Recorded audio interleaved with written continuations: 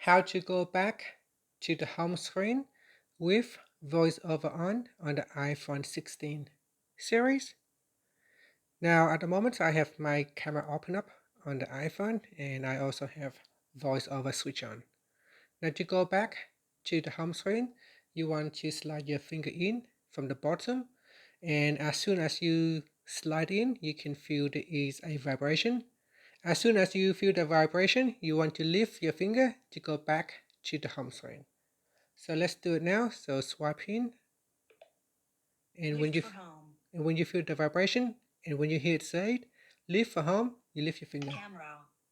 Okay, so swipe in, and when you hear a vibration and that small click, you can lift your finger to go back to the home. You can hear that click noise. As soon as you hear the vibration or that click noise, you can lift your finger. And that's it. So here I can open up Notes. Notes, folders, head folders, notes.